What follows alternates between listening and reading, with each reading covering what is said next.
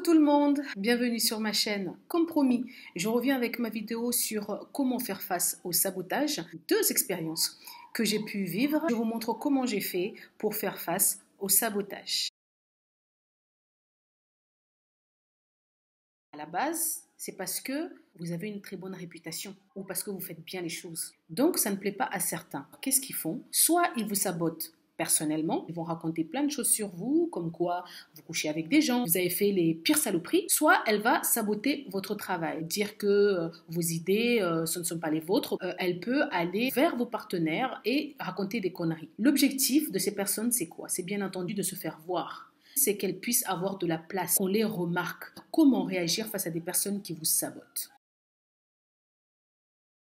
Vous rencontrez des personnes jalouses que moi j'appelle des petites joueuses. C'est-à-dire ce sont des petites débutantes en la matière. Elles vont essayer de raconter quelques conneries. Avec ces personnes-là, il faut faire une confrontation. Vous analysez le problème.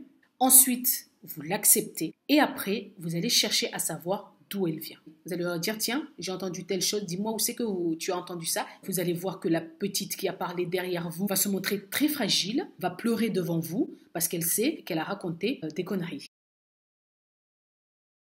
C'est quand vous rencontrez une personne manipulatrice, perverse narcissique, méchante. Celle-là, moi je pense qu'il ne faut pas faire de confrontation parce que ce sont des personnes qui sont déjà expérimentées dans la manière de manipuler les gens parce qu'ils n'avouent jamais de toute façon qu'ils ont tort, c'est toujours vous le problème. Ils cherchent dans un premier temps à vous paralyser. En deuxième, à vous ralentir dans vos projets personnels, à vous nuire, à vous violenter psychologiquement. Leur but final, c'est que vous viviez malheureux ou malheureuse. Un, c'est de les bloquer. Mail, téléphone, réseaux sociaux. C'est de bloquer aussi toutes les personnes qui sont en contact avec cette personne-là. Pourquoi? Parce que ces personnes vont mettre, par exemple, sur les réseaux sociaux, des photos, des remerciements, de je ne sais pas quoi, liés à la personne qui vous blesse et qui vous sabote. Ne vous justifiez pas. Je l'ai fait au début, en passant prendre ma défense, il ne faut pas le faire. Ne donnez pas de quoi alimenter la rumeur. Dites simplement, ah bon? Mais pourquoi il dit ça? Mais je ne comprends pas. Bref, passons à autre chose. Vous, de votre côté, vous n'alimentez pas. Et à un certain moment, les gens vont plus se poser des questions sur elle que sur vous. En ne vous justifiant pas, vous donnez de la crédibilité. Troisième chose, laissez la rumeur se répandre quand la rumeur va faire un pic. C'est comme toute nouvelle. La nouvelle se répand et à un moment, la nouvelle fait ça et après, elle descend. Donc, au moment où la nouvelle va faire un pic, tout le monde en parle. Parce que moi, j'avais des gens, quand ils me voyaient, avec lesquels je parlais très bien, et quand ils me voyaient, ils faisaient comme si j'avais la peste. Elles me fuyaient de cette manière, ne pas que je les touche. Alors, quand vous voyez que les gens autour de vous ont un comportement bizarre avec vous, ça veut dire que la rumeur a touché son maximum. Et à partir de ce moment-là, vous allez agir. Vous allez agir pour vous. Vous allez faire des actions et vous allez les faire bien. Normalement, si vous êtes quelqu'un de bien, si vous n'avez jamais fait du mal à quelqu'un, si vous n'avez pas de méchanceté, etc., quand vous faites quelque chose, ce que vous faites fédère. Parce que les gens ne sont pas bêtes. Les gens savent très bien. Ils vont se dire, mais tiens, c'est bizarre. Cette personne, elle est méchante. Pourtant, il y a des gens qui sont avec elle. Les gens ne sont pas cons. Les gens, quand ils savent, ils sentent les gens. Ils les reniflent. Donc, quand ils ne sentent pas les gens, quand ils voient que la personne elle est méchante ou quand la personne n'est pas claire, ils ne vont pas vers cette personne-là. Alors, ceux qui ont reçu les informations sur vous, vous regardent, voient que vous êtes soutenu, ils se poseront tout simplement des questions. Tiens, c'est bizarre quand même pour quelqu'un qui fait du mal aux gens, qui vole, qui machin. Eh bien, c'est bizarre quand même qu'elle ait autant de gens autour d'elle. Le pic va commencer à redescendre. Vous allez accentuer vos actions, vos projets. Vous continuez, vous restez concentré dans ce que vous faites. Rester concentré, c'est quoi? Parce que, comme je vous dis, l'objectif de ces personnes-là, c'est de vous paralyser. C'est-à-dire que vous sortez de votre concentration pour soit vous recroqueviller parce que tout le monde parle mal de vous, et si vous n'avez pas confiance en vous, bien entendu, les rumeurs et tout ça, beaucoup de personnes se sont suicidées pour ce genre de choses. Mais quand vous avez confiance en vous, quand vous savez ce que vous valez, quand vous savez que vous avez toujours été juste et loyal, quand vous faites le maximum pour aider les autres, vous avez cette force. Vous n'avez rien à vous reprocher. Et dans votre concentration, vous imaginez déjà votre projet complètement fini. Au moment où mon projet sera fini, qu'est-ce que je vois autour de moi? Une piscine, par exemple. Un grand jardin, par exemple. Une Porsche, par exemple.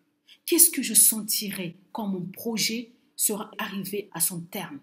Je sentirai le cuir, des bons repas, ça sentira le neuf. Qu'est-ce que je toucherai autour de moi? Je toucherai les gens, j'irai à leur découverte, je ferai le tour du monde. Restez focalisés sur votre projet en vous posant ces questions-là. Ne vous déstabilisez pas parce que des personnes veulent vous déstabiliser. Le fait de ne montrer aucune émotion, le fait de ne pas aller à la confrontation de la personne manipulatrice, le fait de rester à votre place, le fait que vous continuez à donner de l'amour, le fait que vous continuez à être loyal, vous allez ressortir de cette expérience avec un aura incroyable. Vous allez dégager une force, vous allez dégager une énergie, mais c'est à ce moment-là que vous direz, mais il y a du bon dans les rumeurs. Ça m'a aidé à être meilleure, à être plus forte. Honnêtement, à tous ceux qui regardent cette vidéo, l'univers a été créé et cet univers est pour tout le monde. Dieu est pour tout le monde. Lorsque Dieu a choisi que ton avenir sera un tel, alors personne ne peut faire quoi que ce soit. Elle peut essayer de te paralyser, elle peut essayer de te nuire, elle peut essayer de te ralentir, elle peut essayer de te violenter psychologiquement.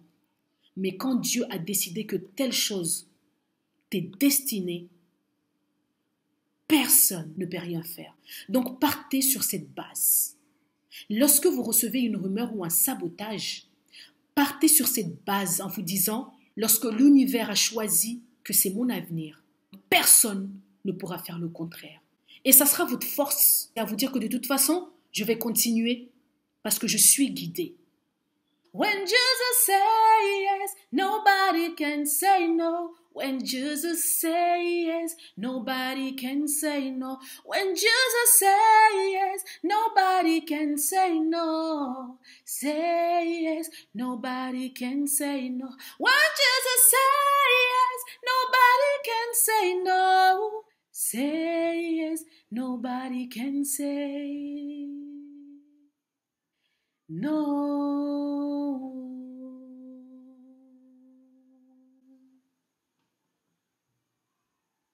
Dieu, nous sommes tes enfants.